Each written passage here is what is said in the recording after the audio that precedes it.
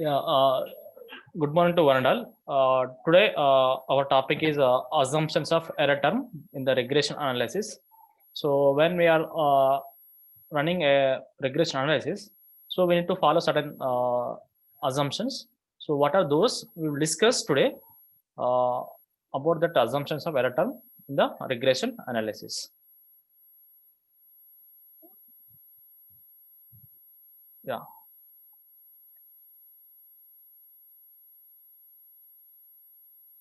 Yeah, see, generally, in this topic, in the assumptions of error term, so we will study the statistical properties of OLS estimator. So, what is OLS estimator? Nothing but ordinary least square estimators. So, which can help justify the uses of OLS and also help to make statistical inferences. So, when we are using the OLS method, so in order to draw some inferences or in order to get some statistical inferences or results, so we need to improve a set of assumptions. For example, so when we have the data set, if you run the regression analysis without considering some assumptions for a term, you may get some results, but which is not followed that properties of OLS estimator. So in order to get exact inferences or good inferences or good statistical results, so we need to follow a certain assumptions of error term in the regression model. So to improve the set of assumptions, most of them on the error term. For example, so if it related to error term, so we need to follow a certain assumptions. That is mainly before doing a regression analysis in the uh, model. So we will call the error term as a classical error term. For example, here, so when we are adding that error term in that regression analysis, so that error term is a classical error term. So why we are added error term also last day we discussed about that why what are the reason for inclusion of error term in the regression models. But when you are adding the regression term, when you are adding the error term in the regression model, so what are the assumptions we need to follow? That is the main. And the first assumption is no specification error in the model. Or simple regression follows the linear relationship or regression linear relationship. For example, if you take into account a regression is a linear model. So in that case, the regression model is linear in the coefficients. Is correctly specified. For example, if you take into account when you are writing a regression equation, you should be write the linear regression that is called y is equal to a plus bx. In that case, sometimes when you are doing a mathematical model or econometrics model, in the mathematical model we cannot specify the error term in the model, but when it comes to the econometrics models we need to specify the error term. When we are adding the error term in the model only, that model is called econometrics models. Before adding that error term, we cannot say that that model is error term. It is a mathematical model. So I think last class also I told you that what is the difference between mathematical model and econometrics model. So simple, if you take into account the yi is equal to beta 0 plus beta 1 x1 high, beta 2 x2 high plus dot dot dot bn x and I plus epsilon high or u or e. So you may write epsilon or u or e. So these symbols are called error term. Okay, but you see when you are writing like this y is equal to a plus b, this is a linear.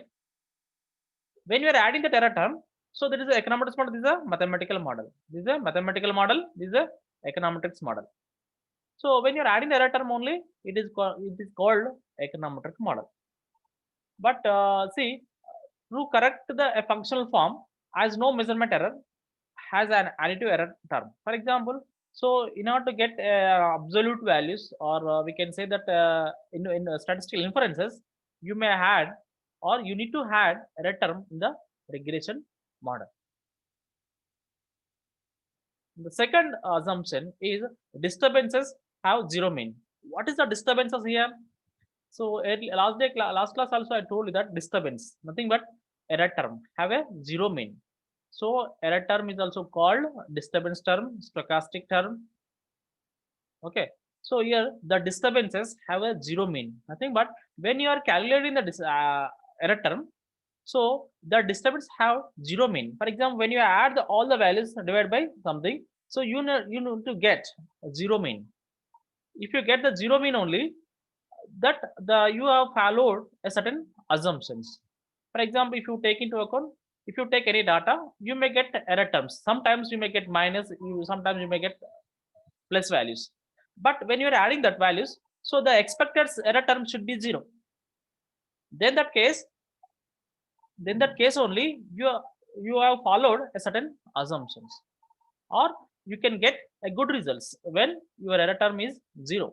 If your error term is may not 0, your results may not be good, or may not followed a classical linear regression assumptions also. So in that case, the expected value of the disturbance term is 0.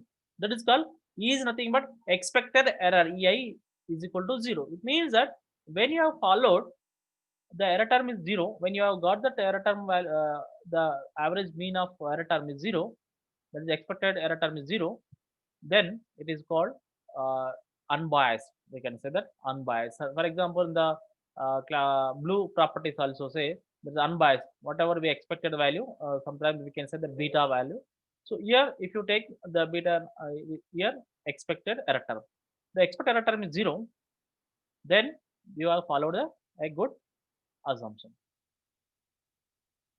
So how we can get, for example, sometimes if you get expected error term is 0, so then divide by 0. 0 by something is 0. In that case, the expected error term is 0. So I think last class, in the second semester, I think in your second semester when you're done a regression analysis, simple regression analysis, you have calculated the error term, that is called y minus y cap. That is the actual value minus expected value. So sometimes it may be differ. For example, actual value is 4, your expected value is 3.8 or 4.1, for example. So there is a sign will be changes. So sometimes your expected value is less than your actual value. Sometimes your expected value is less than your actual values. In that case, the plus or minus will be equal to 0. When the plus or minus are equal to 0, you will get the disturbance have 0 mean. 0 mean. 0 mean. Is it clear now?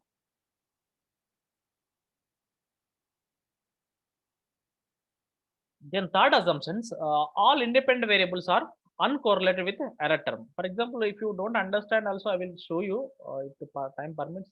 Just a minute.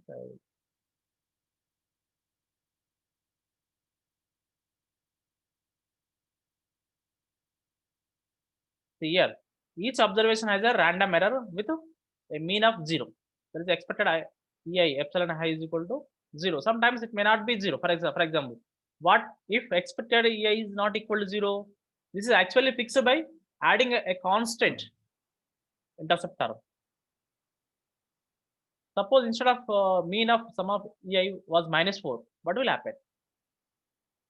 Then we know expected EI plus 4 is equal to 0. For example, if expected error term is sometimes it may be 4, -4 and +4, then plus or minus equal to 0. Here -4 plus 4 is equal to 0. So we can add 4 to the error term and subtract from 4, the constant term is 0. What I told you that.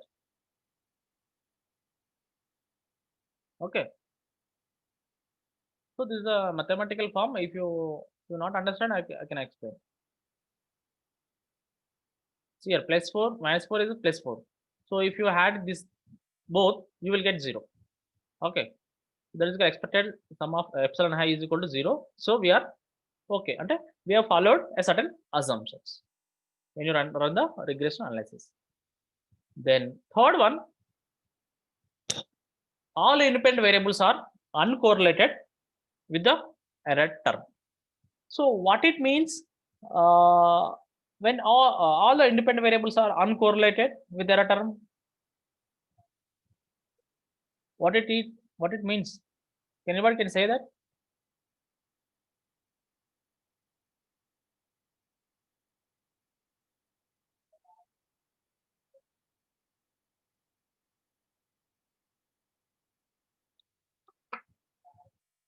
See here, all the independent variables are uncorrelated. For example, if you take into account here, see this is a regression model. There is a multiple regression. So x1, x2. So x1, x2 are the independent variables. Independent variables. So here, what I told you that all the independent variables are uncorrelated, not correlated, uncorrelated, nothing but are not correlated with error term. When you are running the model like this, for example, when you have the two independent variables, these two independent variables are should not correlate with the error term. Should not correlate with the error term. It means that so x1, x2 variables are not correlated with error term. So in that case only we will run the regression models. Okay. So say covariance of ei and xij. For example, it means that the relationship between error term and independent variables. Okay. So for example, if there is a relationship between the error term and independent variables, we should write that covariance ei comma xji. That is called the independent variables. For example, see here I also have written that beta 1 beta 0 plus beta 1 x1 beta 2 x2 I plus see here x1 x2 are not correlated with ei. For example, here x1 this x2 this one independent variable another independent variable are not correlated with error term. So how we can get the error term also? I explained that there is a difference between the estimated value and actual value. So symbolically we can represent like this: error is y cap minus y.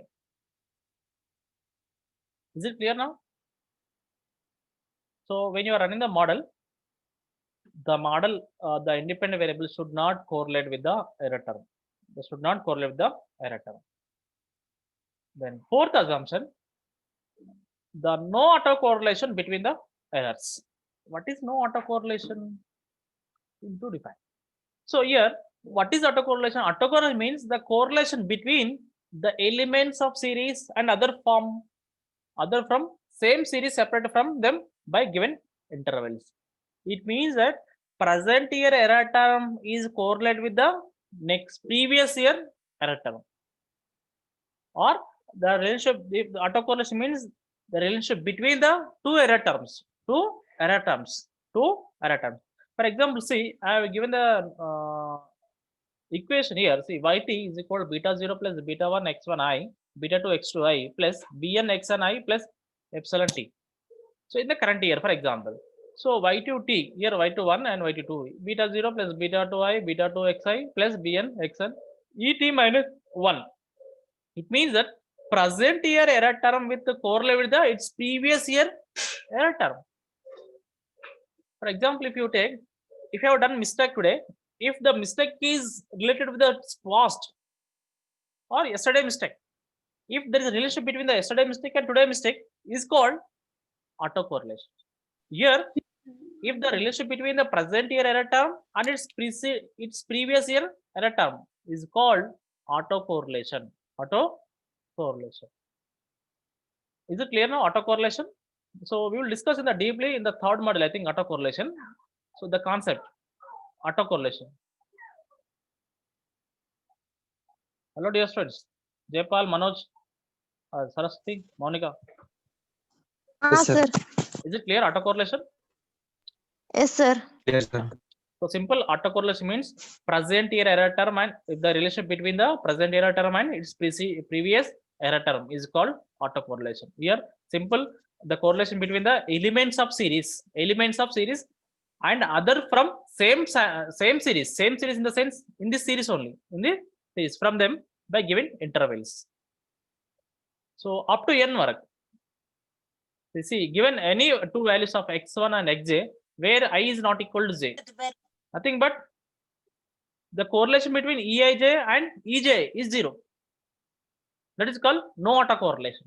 If there is no relationship between this present error term and previous error term, that is called no autocorrelation. No autocorrelation. So briefly, I'm summing up these three. This one, see. So if the present error term is related with its previous error term, it is called autocorrelation. So when you run the regression model, so the present year error term should not correlate with the its previous year error term. Then only you will get a good results. Then only you will get a good results.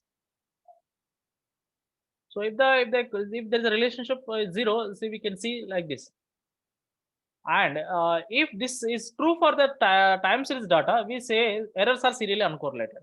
For example, when you are running the regression analysis by using the time series data, if you get it, for example, if this is the time, this is the true for the time series data, we say errors are serially uncorrelated. Serially uncorrelated. For example, autocorrelation is also called serial correlation. Recently, the question has asked in the Usenet also. See, serial correlation. Okay. See here, the time series data, we say errors are serially uncorrelated. Nothing but uncorrelated. Nothing but the present error term is not correlated with the previous year error term. Is called serially uncorrelated. Serial correlation is different from serial uncorrelated.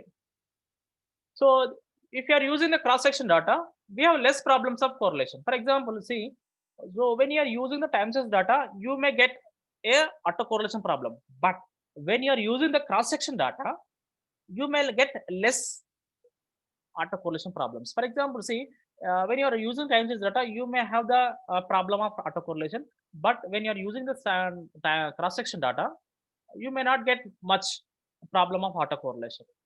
So as I told you that our cross-section and time series. For example, time series data is nothing but when you collect information over a period of time to time. For example, 1988 to 2020.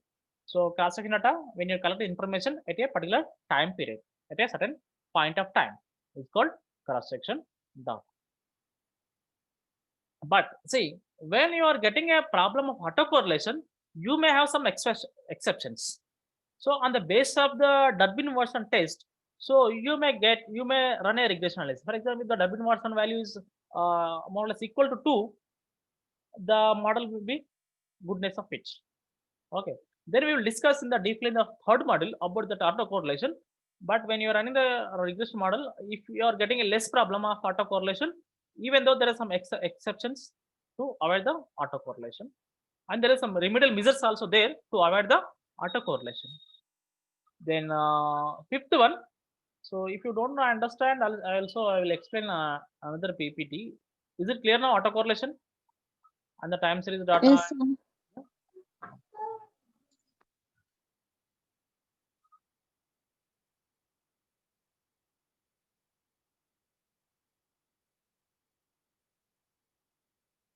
Yeah. Next, fifth assumption, that is errors are homoscedastic. Errors are homoscedastic. So what is mean by homoscedastic? Homoscedastic or homoscedasticity. Homoscedasticity. What it means? Can anyone say this? So yeah, simple. The variance around the regression line is the same for all the values of predictor variables. For example, simple. If the variance of the error term is constant, simple. If the variance of the error term is constant, is called homoscedasticity. Homoscedasticity.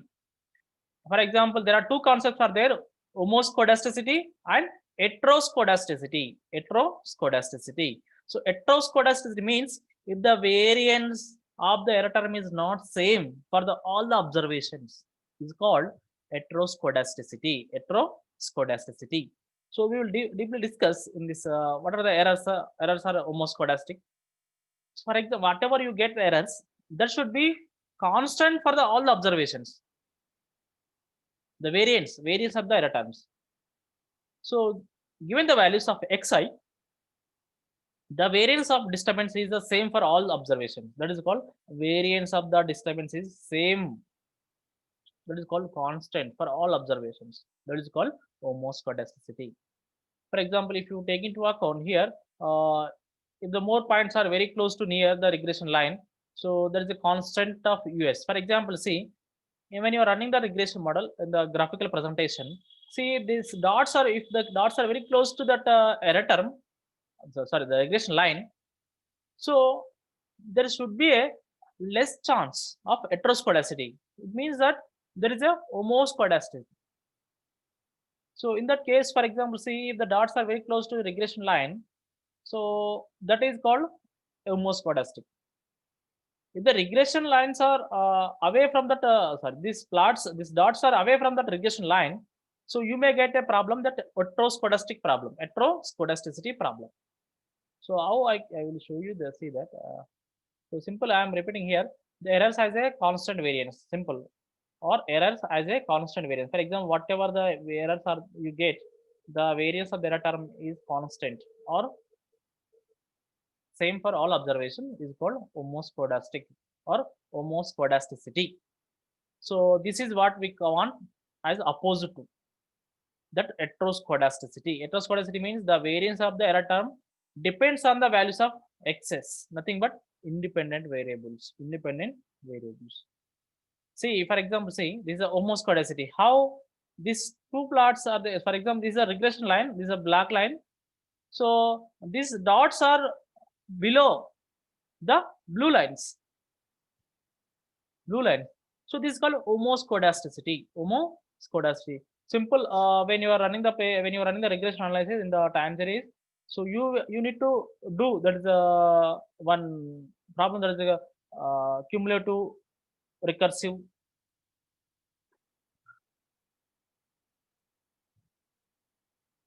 So here, when you have the dots, nothing but a estimated values which are close to the regression line, that errors has a constant variance. So if you take in heteroscedasticity, how it will happen? See here, this is the line where the blue line is showing. This is a regression line, but see somewhere the dots are very close to the regression line. In some after from this, so the regression lines are away from this. Nothing but so there is a variance of different dots or different plots. See, the spread of errors depends on the x is the independent variables. This is called a homoscedasticity. Sometimes see like this. Okay.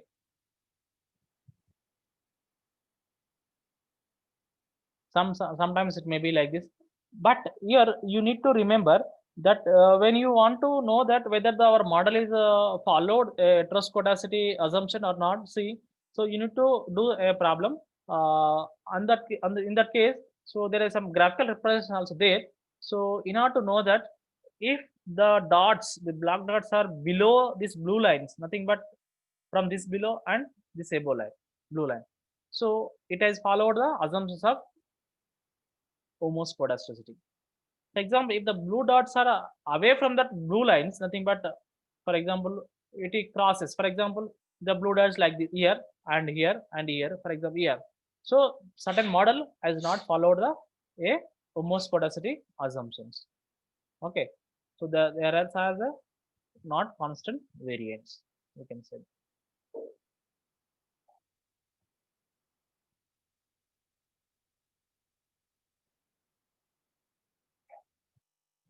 Then the sixth assumption, no perfect multicollinearity between the independent variables. No perfect.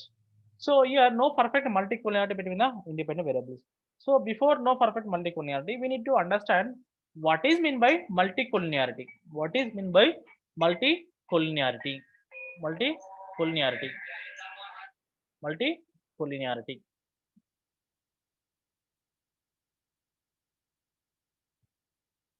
Multicollinearity. So here multicollinearity is a phenomenon which two or more predictors or independent variables in a multiple regression model have highly correlated. Simple in the simple terminology, I can say that multicollinearity means if the two independent variables are correlated each other. The two independent variables are correlated each other.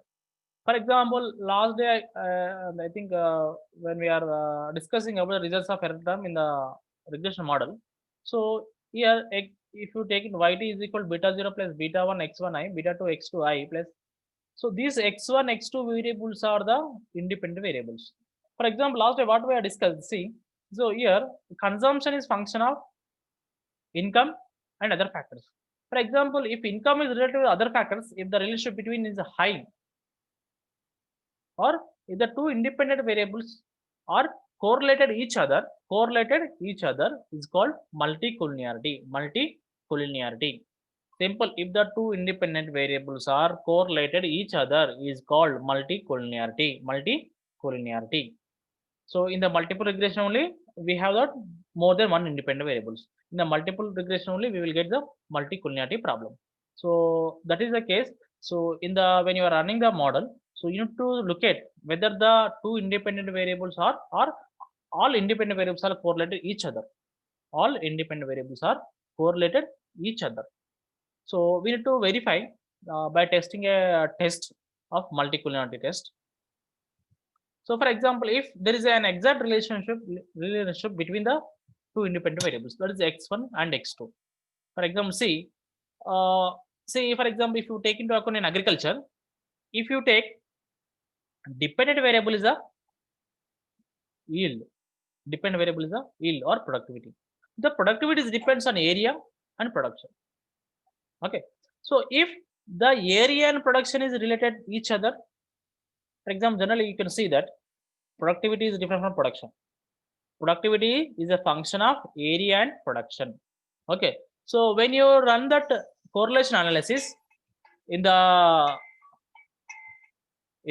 multicollinearity in the correlation matrix, if you find that is there any relationship between the area and production, if you get the relationship between these two, it is called multicollinearity.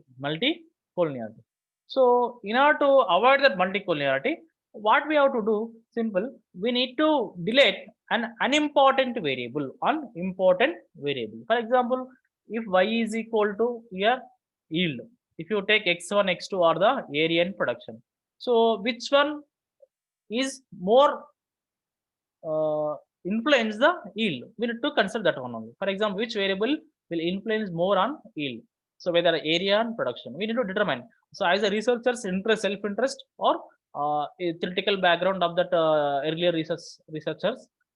So on the basis of the earlier researcher also, we will consider the particular variable, and which are not unimportant variable.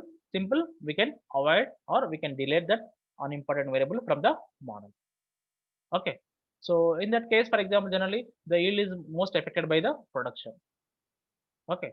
So less affected by the area. So in that case, we will remove the area and we will consider only production. Okay. When we have the multicollinearity problem between the area and production. If there is no multicollinearity problem in area and production, we may consider the both variables in the model. Okay. Is it clear? Multicollinearity? Jaypal, Monica? Yes, sir. Yes, sir. Multicollinearity problem is nothing but if there is a relationship between there is a relationship between the independent variables, that is called multicollinearity. Simple. Okay. Okay, sir. Yeah. A seventh assumption: errors are normally distributed. Errors are normally distributed. For example, see, when you are in the second semester, you may have that errors in the particular year wise. For example, so whatever we get some error values, that error should be normally distributed. Normally distributed. Nothing but normal distribution. Normal distribution. I can show you that normal distribution. See, for example, here this is a normal distribution. Normal distribution. Okay. So when you cross that table, so you may get normal distribution. Like I think if the time permits, I will show you.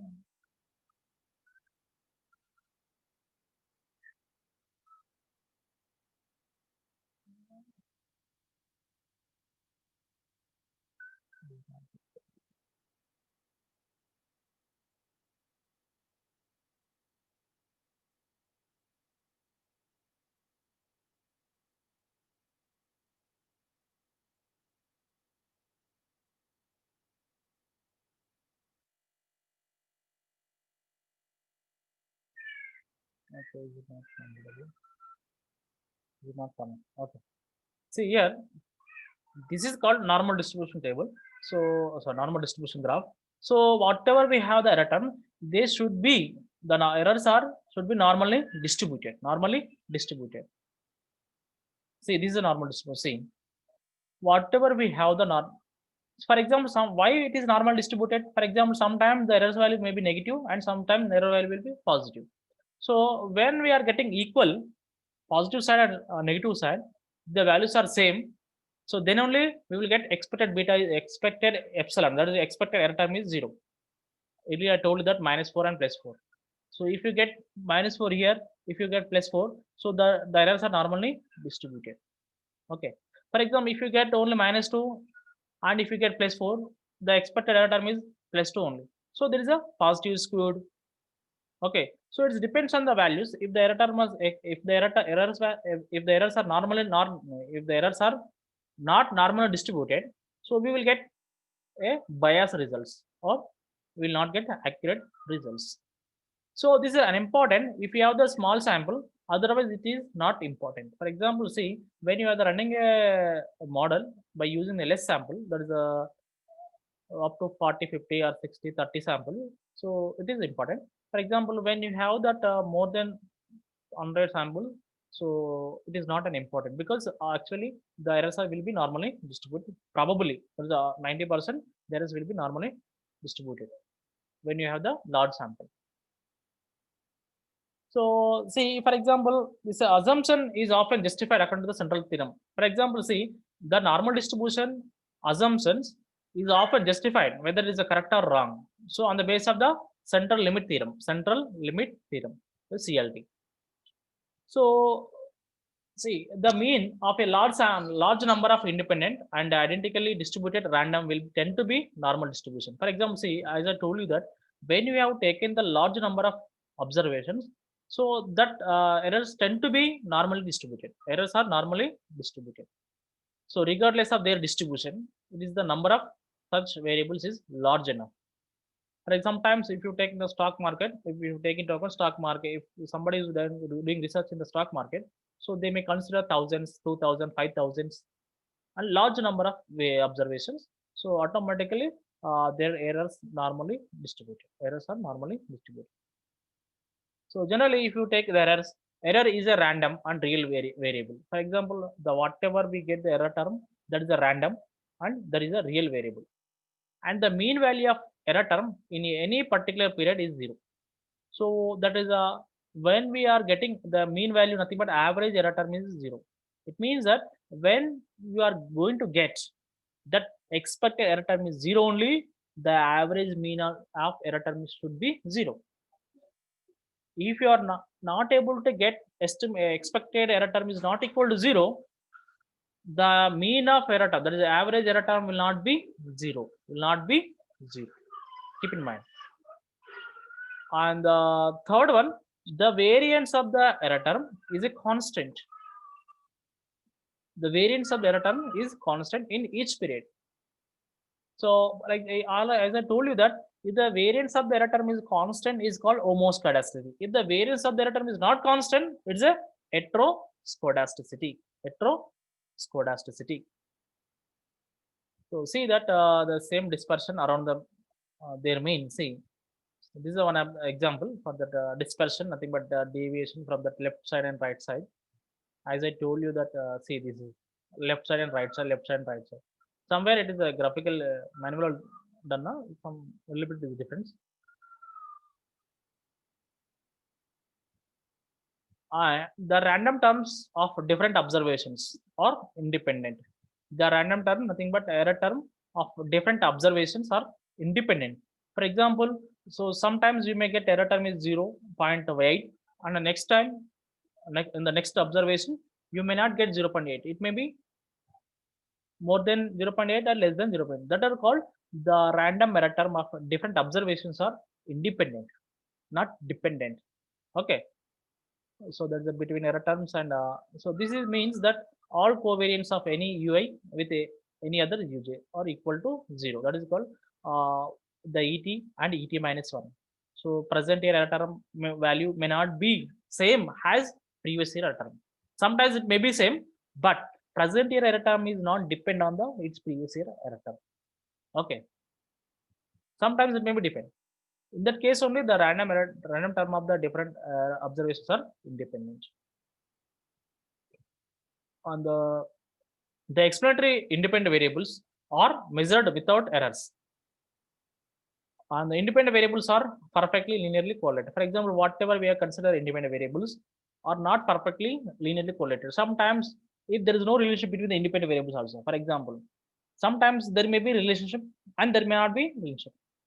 For example, when you consider that whether errors are normal distributed or not, so we need to take the independent variables which are not perfectly correlated, because if there is a correlation between independent variables, we will get R square value is less.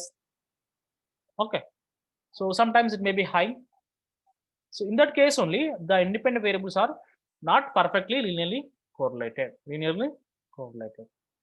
So is it understood, dear Jaypal and Monica and Manju, Saraswati? Yes, sir. Yes, sir. If you're not understood, I will repeat again. Let's see. Is it clear? All the 7 assumptions, I think. So Clear. from this this topic is very important. Clear. Yes, sir. So this is a very important topic for you for the semester also. So assumptions are very term.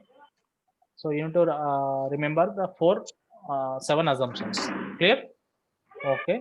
So today I will close the session and tomorrow I will continue from another topic. Okay.